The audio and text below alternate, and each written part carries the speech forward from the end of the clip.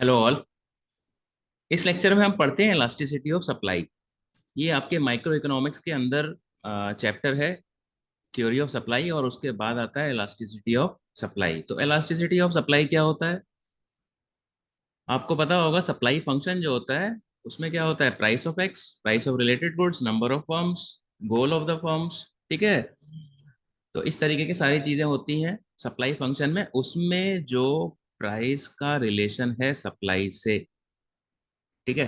तो क्या प्राइस घटेगा तो सप्लाई पे इफेक्ट क्या होगा? वो जो डिग्री होती है, ठीक है, उसकी डिग्री क्या है?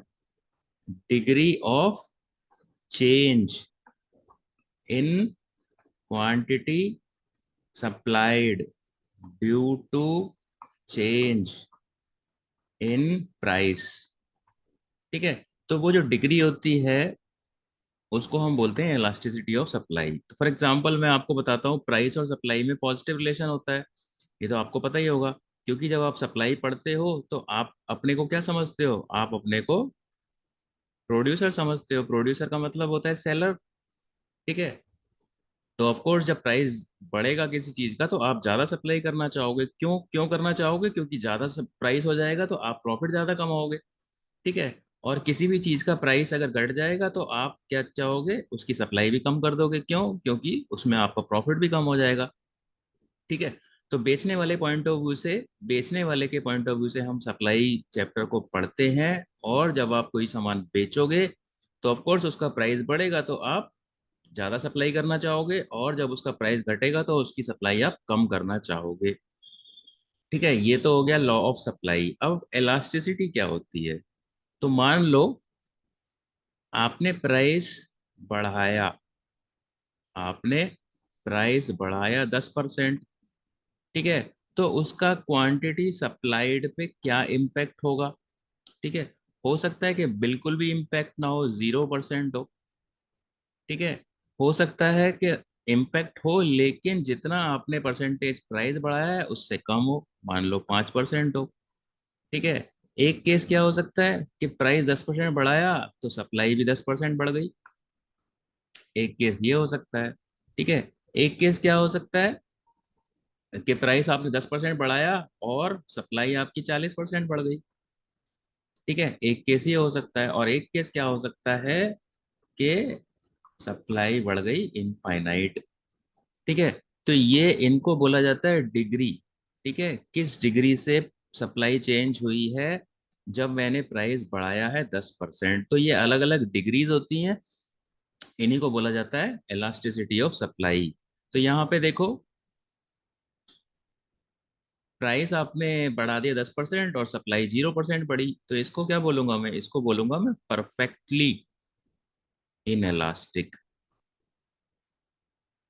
ठीक है। तो यानी कि प्राइस का सप्लाई पे कोई फर्क ही नहीं है। इसको मैं बोलूंगा इन इलास्टिक। ठीक है। और यहाँ पे देखो, सेम है, प्राइस में इंक्रीज और सप्लाई में इंक्रीज, तो इसको बोलूंगा मैं यूनिटरी इलास्टिक। ठीक है। और ये बोलूंगा, इसको मैं बोलूंगा 40% वाले को इलास्टिक बोलूंगा। और ये जो इनफाइनाइट बढ़ रहा है इसको मैं बोलूंगा परफेक्टली इलास्टिक। ठीक है। क्यों? क्योंकि इलास्टिसिटी का फॉर्मूला होता है change in quantity supplied, percentage change in quantity supplied upon percentage change in price. ठीक है। तो ये जो पहला केस है, ये जो पहला केस है इसमें क्या आएगा? इसमें आएगा 0% अपॉन 10%। तो ये जीरो होता है इसका आंसर। ठीक है। तो एलास्टिसिटी जीरो है, एलास्टिसिटी जीरो है, इसका मतलब क्या है? परफेक्टली इन एलास्टिक है। और ये जो दूसरा केस है, इसमें क्या आएगा आंसर? 5% अपॉन 10%। ठीक है। तो यहाँ पे आंसर आएगा 0.5। तो इसको हम बोलते हैं इन एलास्टिक। और तीसरे वाले केस में आंसर क्या आएगा आपका फॉर्मूले से? 10% अपॉन 10%, तो आंसर आएगा 1। इसीलिए इसका नाम क्या है? Unitary elastic. यूनिटरी का मतलब यूनिट, यूनिट का मतलब 1।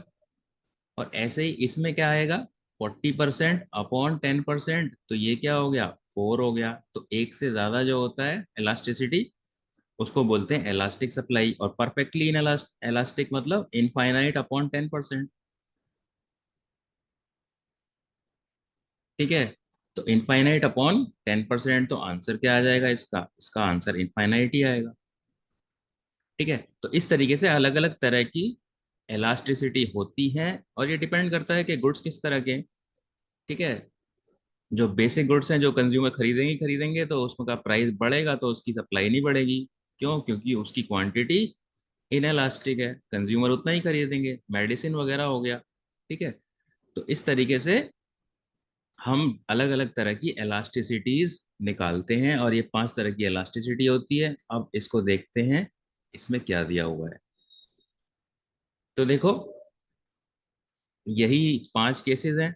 ठीक है, प्राइस अगर 10% बढ़ गया, तो या तो सप्लाई बिल्कुल भी नहीं बढ़ी, डज नॉट चेंज का मतलब नहीं बढ़ी, बढ़ी का मतलब, क्योंकि प्राइस और सप्लाई में पॉजिटिव रिलेशन होता है, तो इसको क्या बोलूंगा मैं? परफेक्टली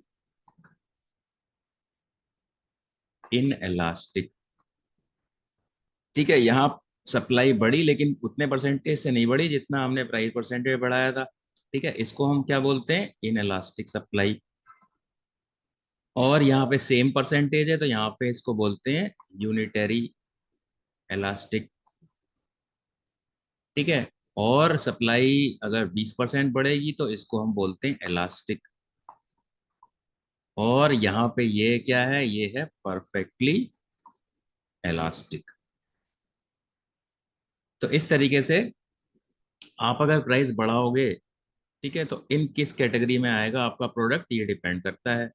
ठीक है, तो यानी कि ये 5 चीजें हम पढ़ेंगे, तो अब देखते हैं इनको एक एक करके। तो इसकी डेफिनेशन क्या है? Price elasticity of supply is the degree of responsiveness to quantity supplied because of change in own price of the commodity. ठीक है, डिग्री, यहाँ पे कितना डिग्री है। ठीक है, ये चीज है, इसमें डिग्री वर्ड इंपॉर्टेंट है इसकी डेफिनेशन के अंदर।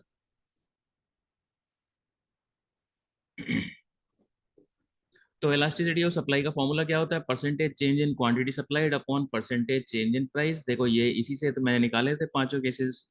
एक का 0 आया था आंसर, एक का 0.5 आया था, एक का 1 आया था, एक का 1 से ज्यादा आया था, और एक का इनफाइनाइट आया था।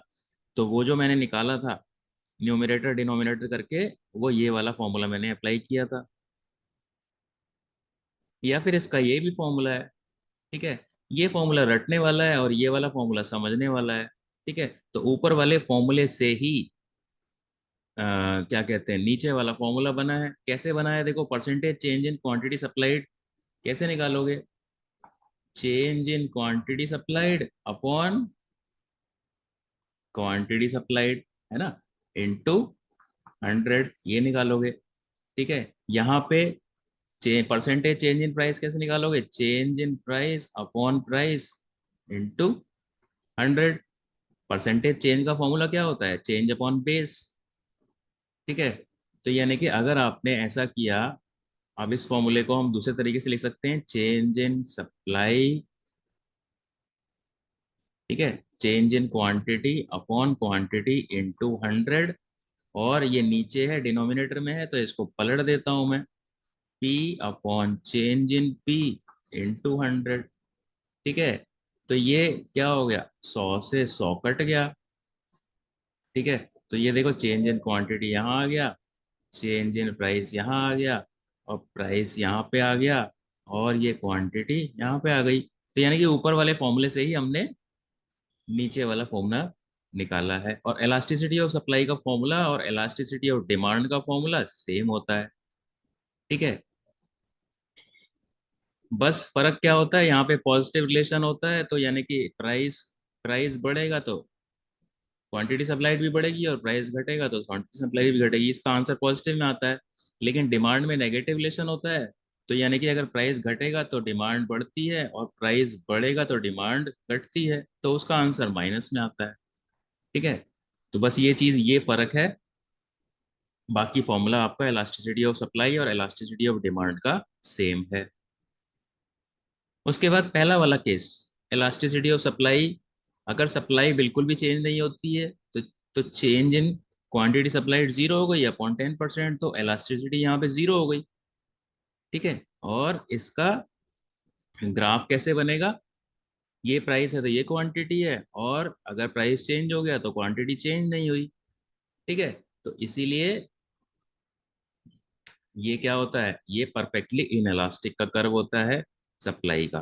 ठीक है, आपको ध्यान रखना है जो वर्टिकल कर्व होता है वो क्या होता है, perfectly inelastic supply. Perfectly inelastic मतलब क्वांटिटी चेंज नहीं हो रही है, देखो यहाँ पे क्वांटिटी चेंज नहीं हो रही है, यहाँ पे प्राइस चेंज हो गया है। ठीक है, तो परफेक्टली इनएलास्टिक सप्लाई का कर्व और परफेक्टली इनएलास्टिक डिमांड का कर्व एक जैसा होता है, ये आपको ध्यान रखना है।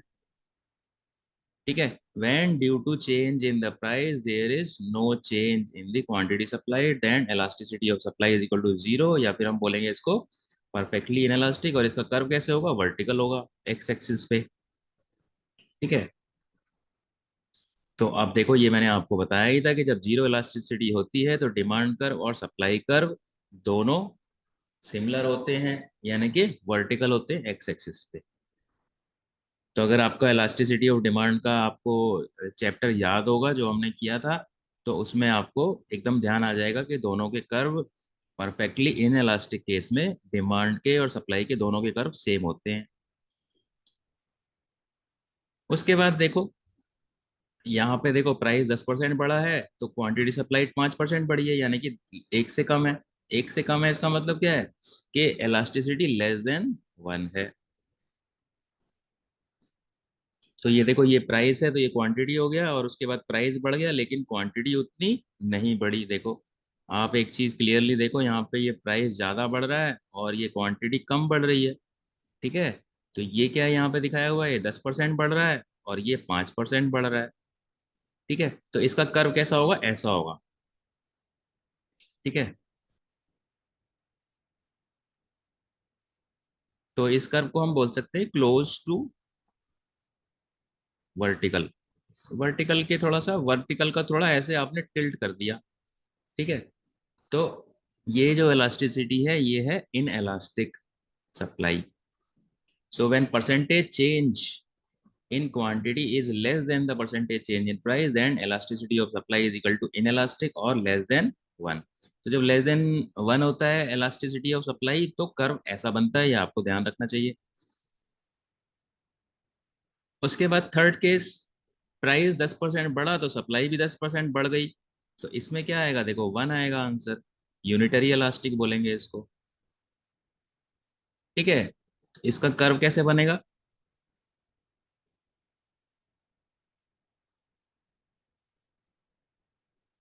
इसका कर्व बनेगा ऐसे, यानी कि प्राइस 10% बढ़ा तो क्वांटिटी सप्लाइड भी 10% बढ़ी। तो एग्जैक्टली exactly ऐसे बनेगा। तो इस तरीके से ना, अगर आप इस तरीके से लोगे तो यहाँ 45 का एंगल बनेगा। ठीक है, यानी कि ना तो ये ऊपर को जा रहा है ना नीचे को जा रहा है, एकदम स्ट्रेट जा रहा है। ठीक है, इस तरीके से हम यूनिटरी इलास्टिक का कर्व बना लेंगे। और क्या लिखा हुआ है इसमें, when percentage change in quantity is equal to the percentage change in price then elasticity of supply is equal to unitary या फिर इक्वल टू 1। तो यूनिटरी का मतलब ही 1 होता है।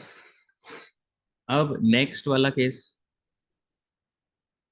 इसमें क्या है, देखो प्राइस 10% बढ़ा है और सप्लाई 20% बढ़ गई है, तो यानी कि ये तो मोर देन 1 हो गया, इसको हम बोलेंगे इलास्टिक सप्लाई। तो इसका कर्व कैसा बनता है, ये प्राइस है तो ये क्वांटिटी है, और ये प्राइस है तो ये प्राइस चेंज हुआ तो ये क्वांटिटी चेंज हो गई। अब ये देखो ये प्राइस कम बढ़ा है और क्वांटिटी सप्लाइड ज्यादा बढ़ी है। ठीक है, तो इसका कर्व कैसे होगा, इस तरीके से होगा। यूं समझ लो कि थोड़ा सा हॉरिजॉन्टल के क्लोज होगा ये। ठीक है, तो ये है आपका इलास्टिक सप्लाई का curve. When percentage change in quantity is more than the percentage change in price, then elasticity of supply is equal to elastic or more than 1। तो जब elasticity of supply more than 1 होती है तो उसका curve इस तरीके से बनता है। अब लास्ट केस, जब कोई प्राइस चेंज नहीं हुआ और सप्लाई इंक्रीज हो गई। ठीक है, तो यानी कि इसकी इलास्टिसिटी क्या आ जाएगी, इनफाइनाइट आ जाएगी। क्यों, किसी भी चीज को जीरो से डिवाइड करते हैं तो आंसर क्या आता है, इनफाइनाइट। तो देखो इनफाइनाइट सप्लाई का कैसा कर्व बनेगा, देखो प्राइस पे ये क्वांटिटी थी और प्राइस चेंज नहीं हुआ, क्वांटिटी बढ़ गई। ठीक है, तो ये देखो क्वांटिटी चेंज हो गई, तो ये क्या आ गया, ये आ गया आपका हॉरिजॉन्टल सप्लाई कर्व। तो हॉरिजॉन्टल सप्लाई कर्व कब होता है, जब elasticity of supply is equal to infinite. और डिमांड कर्व में भी सेम होता है, ठीक है। तो जब इलास्टिसिटी जीरो होती है और इनफाइनाइट होती है, तो डिमांड कर्व और सप्लाई कर्व एग्जैक्टली सेम होते हैं। ये चीज आपको ध्यान रखनी है। When percentage change in quantity is infinite with no change in price, then elasticity of supply perfectly elastic या infinite horizontal to X axis. तो इस तरीके से जो परफेक्टली इलास्टिक सप्लाई होती है उसका कर्व आपको पता होना चाहिए हॉरिजॉन्टल होता है। अब देखो, परफेक्टली इलास्टिक जब केस होता है तो both demand curve and supply curve are similar horizontal to X axis. तो ये चीज भी आपको ध्यान रखनी है। उसके बाद देखो, एज ए समरी, तो अलग अलग सप्लाई कर्व्स किस तरीके के होते हैं। ये देखो, परफेक्टली इनएलास्टिक हो गया, एकदम वर्टिकल, ठीक है। और फिर इलास्टिसिटी ऑफ सप्लाई जीरो होगी, ऑफ कोर्स परफेक्टली इनएलास्टिक है। ये क्या हो गया, परफेक्टली इलास्टिक हो गया, ठीक है। इनफाइनाइट होती है इलास्टिसिटी ऑफ सप्लाई, और इन दोनों के बीच में क्या होता है, यूनिटरी होता है, ठीक है। इलास्टिसिटी ऑफ सप्लाई वन का कर्व ऐसा होता है, और वन और जीरो के बीच में क्या होगा, वन और जीरो के बीच में क्या होगा, मोर देन वन होगा, और वन और सॉरी वन और जीरो के बीच में होगा लेस देन वन, और वन और इनफाइनाइट के बीच में होगा मोर देन वन, ठीक है। तो इस तरीके से आप याद कर सकते हो ये कौन सा कर्व है, ये elasticity of supply less than one का है, ठीक है। और ये जो कर्व है ये कैसा है, elasticity of supply more than one. और आपको नाम भी पता होने चाहिए, ये क्या होता है, परफेक्टली इनएलास्टिक, ठीक है। क्यों, क्योंकि इलास्टिसिटी जीरो है, तो इलास्टिसिटी किसी चीज की जीरो होती है तो आप उसको क्या बोलते हो, इनएलास्टिक। और ये क्या हो गया, परफेक्टली इलास्टिक। इन दोनों के बीच में क्या होगा, यूनिटरी इलास्टिक,